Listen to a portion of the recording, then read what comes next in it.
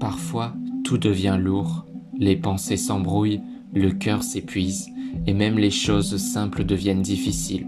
L'anxiété prend de la place, le vide s'installe, et on se demande si ça va vraiment s'arrêter un jour. Même la foi peut vaciller dans ces moments-là. Mais la Bible ne cache pas ces réalités. Elle parle de tempêtes, de combats intérieurs, et d'une espérance qui tient, même dans l'obscurité. Si tu traverses une période difficile aujourd'hui, cette vidéo est pour toi. Prends un moment, respire et laisse ces paroles venir apaiser ton esprit. C'est parti. Bienvenue sur le rocher.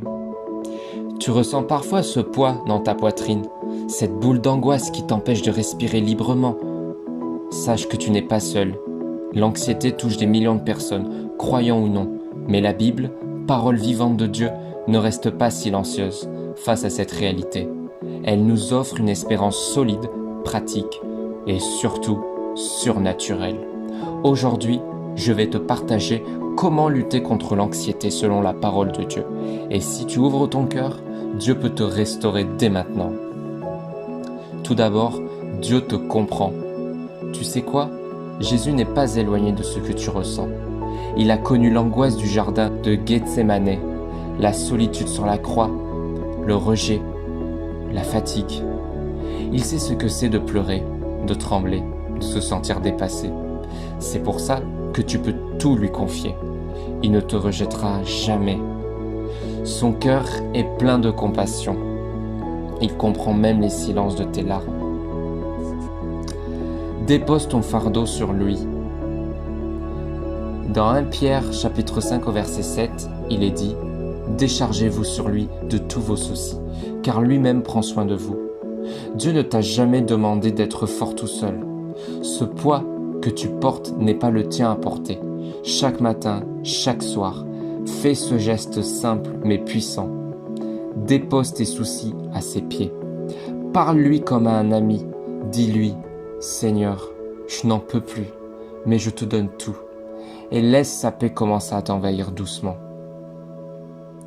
Je pourrais notamment te conseiller de garder un journal de prière, d'écrire ce qui t'angoisse le plus dans ta vie, puis écris une promesse biblique à côté. Tu verras, ton esprit commencera à se transformer.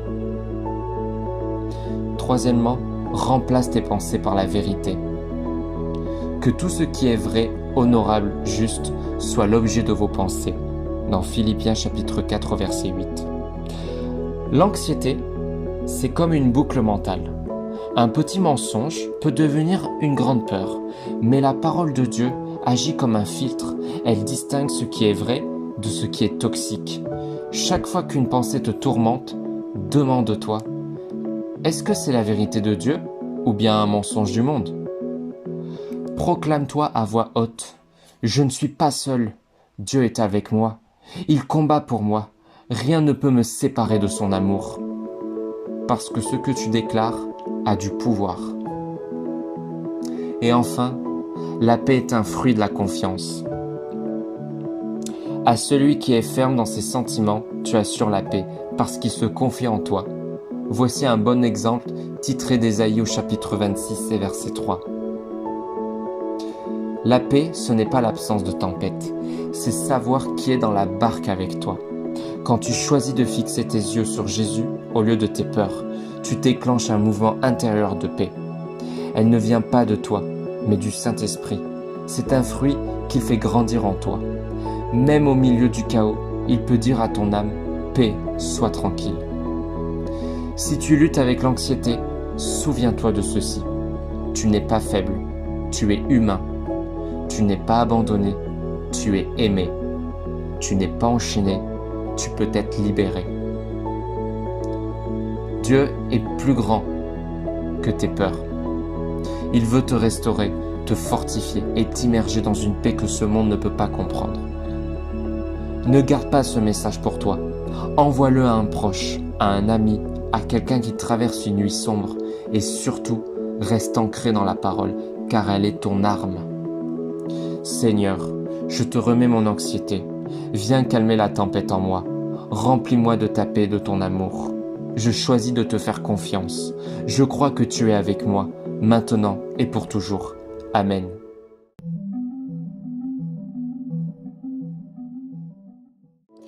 Tu n'as plus envie de te lever le matin. Tu souris parfois, mais à l'intérieur, tout s'éteint. Tu te sens vide, fatigué, inutile. Tu n'as même plus la force de prier. Et parfois, tu te demandes si Dieu t'entend encore. Ce que tu ressens a un nom, la dépression. Et je veux te dire une chose très importante aujourd'hui. Dieu te voit. Il connaît ton cœur. Il connaît cette douleur invisible que tu caches. Et surtout, tu n'es pas seul. Des hommes et femmes de Dieu aussi sont passés par là. C'en est trop, Seigneur, prends ma vie. Dans 1 Roi, chapitre 19 au verset 4. Même les plus grands serviteurs de Dieu ont connu des moments d'obscurité. Élie, ce prophète puissant qui avait vu des miracles, a un jour perdu goût à la vie. Il a fui, il s'est allongé sous un arbre, il voulait que tout s'arrête. Mais Dieu ne l'a pas jugé. Il ne lui a pas dit « tu manques de foi ». Non, Dieu l'a laissé dormir. Il lui a envoyé un ange avec de quoi manger. Il l'a restauré doucement dans le silence et la tendresse. Cela nous montre que Dieu ne rejette pas celui qui souffre. Il s'approche avec compassion. Il sait exactement ce dont tu as besoin. Dieu te parle dans la tempête. Après le feu, un murmure doux et léger. 1 Roi, chapitre 19 au verset 12. Tu peux penser que Dieu est silencieux, mais parfois, il te parle dans le creux de la vague. Pas avec des éclats de voix, ni des miracles visibles, mais dans ce murmure intérieur qui te dit « Tiens bon, je suis avec toi, tu n'es pas abandonné ». Et puis, il y a cette promesse, dans Matthieu chapitre 11 au verset 28, « Venez à moi, vous tous qui êtes fatigués et chargés, et je vous donnerai du repos. » Dieu ne t'invite pas à faire plus, il t'invite à venir à lui tel que tu es, même brisé, même à bout. Tu es plus fort que tu ne le crois, parce que tu n'es pas seul. Psaume 34 verset 19 nous dit « L'Éternel est proche de ceux qui ont le cœur brisé ». Tu n'as peut-être plus la force de lutter, mais la bonne nouvelle, c'est que Dieu lutte pour toi. Tu n'as pas à traverser cette vallée seule. Même quand je marche dans la vallée de l'ombre de la mort, je ne crains aucun mal, car tu es avec moi. Psaume 23 au verset 4. Il ne te quitte pas. Quand tu pleures, il recueille tes larmes. Quand tu n'as plus de mots, son esprit intercède pour toi. Et même si tu ne le ressens pas, sa présence est là, constante, fidèle, inébranlable. Ta douleur n'est pas la fin de ton histoire.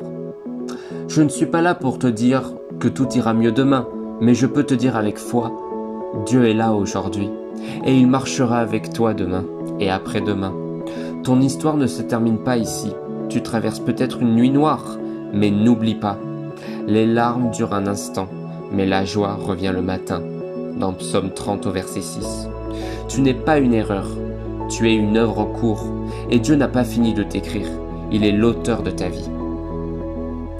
Si tu traverses une saison difficile, si tu te sens seul, incompris, épuisé, écris espoir en commentaire, pas pour moi, mais pour ceux qui liront, sache, tu n'es pas seul. Nous sommes une famille dans la foi, et nous allons prier les uns pour les autres. Dieu est plus proche que tu ne le crois.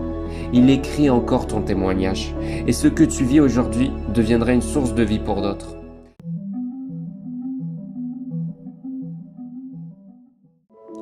Quand tout s'effondre autour de toi, quand les repères disparaissent, que les prières semblent sans réponse, que tu te lèves avec un poids que personne ne voit, l'espérance devient plus qu'un mot, elle devient ta survie.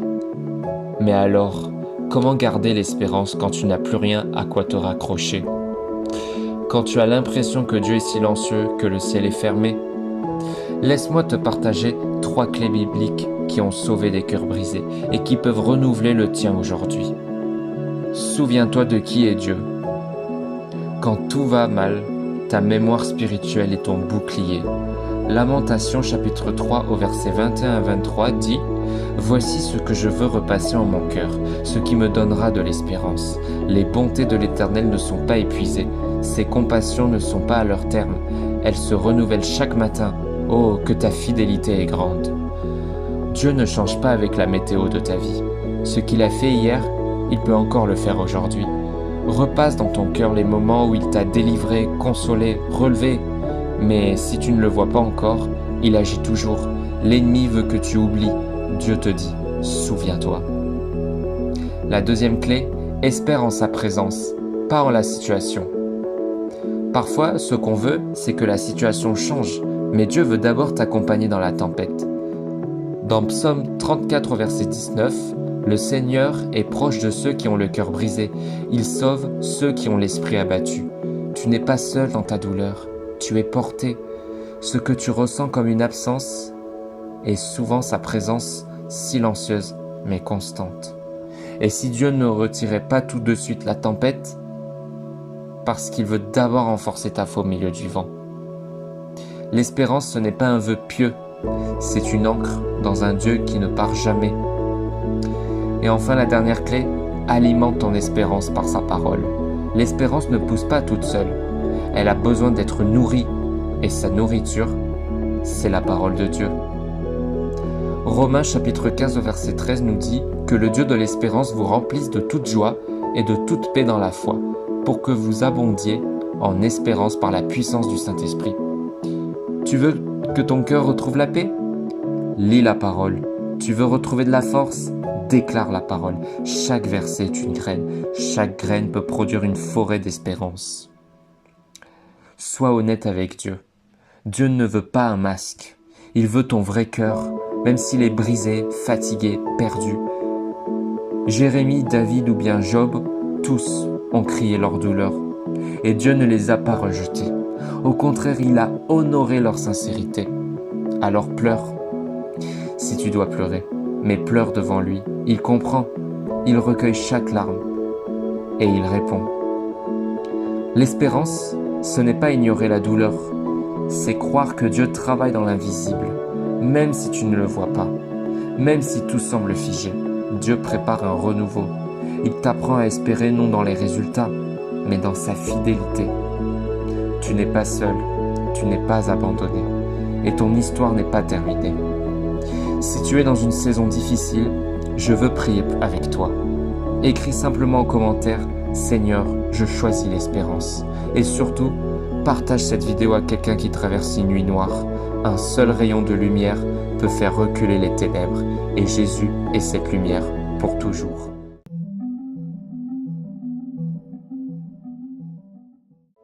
Tu sais, parfois on se sent vidé de l'intérieur, comme si plus rien n'avait de goût, comme si même Dieu était loin. Tu souris à l'extérieur, mais à l'intérieur, c'est le désert. Tu regardes ta vie et tu te demandes « Pourquoi je me sens aussi vide alors que je fais tout bien? Je prie, je lis la Bible, mais je ressens rien. » Et si je te disais que Dieu voit ce vide, et pas seulement qu'il le voit, mais qu'il veut venir le remplir de sa présence dès aujourd'hui, maintenant, pas demain, pas quand tu iras mieux, aujourd'hui, parce que même dans ce vide, il veut se révéler à toi. Dans cette vidéo, on va voir comment retrouver du courage quand tout en toi semble vide. Parce que Dieu n'attend pas que tu sois fort pour t'aimer, il t'aime déjà dans ton état actuel. Premièrement, Dieu ne te reproche pas ton vide. Il veut te rencontrer dans ce lieu. Comme nous le montre Psaume 34, verset 19, l'Éternel est proche de ceux qui ont le cœur brisé, et il sauve ceux qui ont l'esprit abattu. Dieu ne te dit pas « Allez, bouge-toi, remets-toi d'aplomb ». Non, il s'approche, il se penche vers toi, il pleure avec toi. Ce lieu de vide, ce lieu de silence, c'est aussi un lieu de rencontre, un sanctuaire où Dieu se révèle autrement, pas par des émotions fortes, mais par sa fidélité douce et silencieuse. C'est là que tu vas découvrir une dimension plus profonde de sa présence. Tu n'es pas seul. Ne crains rien car je suis avec toi. Ne promène pas des regards inquiets car je suis ton Dieu. Dans Ésaïe chapitre 41 au verset 10. Quand tu te sens vide, tu peux croire que Dieu est loin. Mais il est là, juste là, même dans ton silence intérieur. La solitude est un mensonge. L'ennemi veut te faire croire que tu es abandonné. Mais Dieu a dit, je ne te délaisserai jamais. Même si tu ne sens rien, Dieu agit. Même si tu ne vois rien, Dieu avance avec toi. Reprendre courage ne signifie pas avoir tout réglé. Ma grâce te suffit car ma puissance s'accomplit dans la faiblesse. 2 Corinthiens chapitre 12 au verset 9. Reprendre courage, ce n'est pas dire « je vais bien », c'est dire « je continue, même en larmes, je me lève, même fragile ». C'est poser un acte de foi malgré l'usure intérieure. Dieu ne cherche pas des héros parfaits, il cherche des cœurs disponibles. Il transforme les vides en vases remplis, les failles en lieu de sa gloire. La présence de Dieu comble ce que personne d'autre ne peut combler. Celui qui boira de l'eau que je lui donnerai n'aura jamais soif. Dans Jean chapitre 4 verset 14. Il y a un vide que ni les gens, ni les séries, ni les réseaux, ni même tes rêves réalisés ne pourront remplir. Seul Dieu peut parler à ton âme à ce niveau-là. Seul Dieu peut ranimer ce feu éteint. Même si tu as l'impression que ton cœur est sec, il est capable de faire jaillir une source là où il n'y avait plus rien. Reviens à la source, reviens à sa présence, même si tu ne ressens rien. C'est souvent dans le silence que Dieu déverse le plus. Tu te sens vide? Alors viens à Dieu tel que tu es, vraiment. Pas comme tu aimerais être, mais comme tu es maintenant. Il ne te demande pas des grands discours, juste un soupir sincère. Seigneur, j'ai besoin de toi, remplis-moi. Et c'est lui qui va te relever, à sa manière, à son rythme, mais toujours avec amour. Si tu traverses une saison de vide, sache que tu n'es pas seul. Prends ce moment pour respirer profondément, te recentrer sur ce qui compte vraiment, sa présence. Partage cette vidéo à quelqu'un qui en a besoin. Tu ne sais pas à quel point ton geste peut relever une autre âme. Et rappelle-toi, ce n'est pas parce que tu te sens vide que tu es vide de valeur. Dieu te voit, Dieu t'aime, et Dieu va te restaurer. Courage, le meilleur reste à venir. Que Dieu te fortifie puissamment.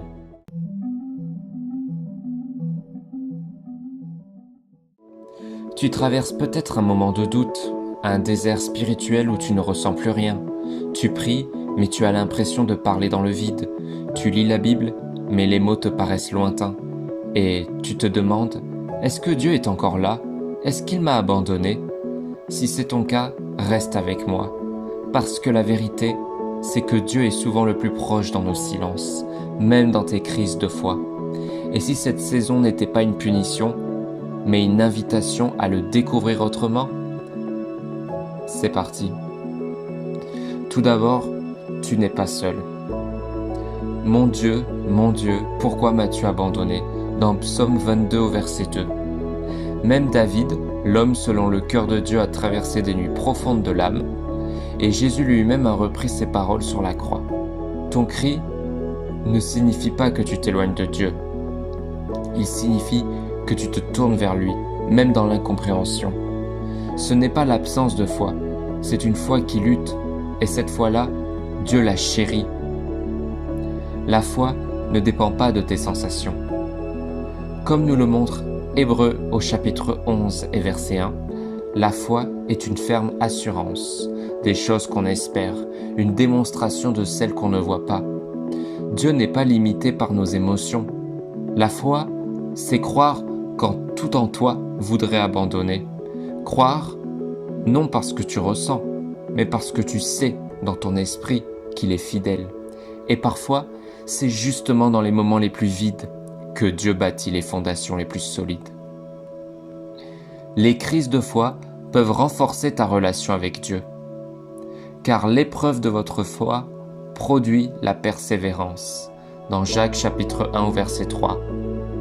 Ce que tu vis n'est pas inutile. Dieu travaille dans ton silence. Comme une graine enfouie dans la terre, il y a un processus invisible, mais puissant. Il te forge, il t'épure, il ne t'a pas oublié, il te prépare. N'oublie pas, les plus grandes révélations naissent souvent après les plus grandes sécheresses. Par lui, même si tu ne le sens pas. Vous me chercherez et vous me trouverez si vous me cherchez de tout votre cœur. Jérémie, chapitre 29 au verset 13. Tu n'as pas besoin de mots parfaits. Tu n'as pas besoin d'être en feu spirituellement. Tu as juste besoin d'un cœur sincère. Même ton soupir est une prière. Même ton silence peut devenir une louange. Dieu voit au-delà de tes mots. Il lit ton cœur. Dis-lui, Seigneur, je ne comprends pas tout, mais je ne veux pas te lâcher. Et enfin, il est là, même dans tes larmes. Si tu traverses les eaux, je serai avec toi. Les fleuves ne te submergeront point. Ésaïe chapitre 43 au verset 2. Tu ne passes pas cette saison seul? Dieu est dedans avec toi. Pas à la sortie seulement. Pas une fois que tu iras mieux. Maintenant. Il recueille chaque larme. Il entend chaque soupir. Et même si tu ne le vois pas encore, il trace un chemin dans ton désert. Tu peux traverser une crise, tu peux douter, tu peux être fatigué spirituellement, mais Dieu ne t'abandonne pas. Il est là, même dans le silence, même dans tes questions, même quand tu n'en peux plus. Il ne t'aime pas seulement quand tu es fort, il t'aime aussi quand tu es brisé. Il ne t'attend pas au sommet, il te rejoint dans la vallée. Alors aujourd'hui, ne te cache pas, viens à lui tel que tu es, parce que c'est souvent dans le désert que Dieu parle le plus fort. Si tu vis une crise de foi, écris en commentaire « Seigneur, fortifie ma foi » et abonne-toi pour recevoir des paroles qui relèvent et partage cette vidéo à quelqu'un qui traverse une tempête intérieure. Dieu est fidèle même quand toi tu doutes et il ne te lâchera jamais. À demain pour un nouvel enseignement biblique.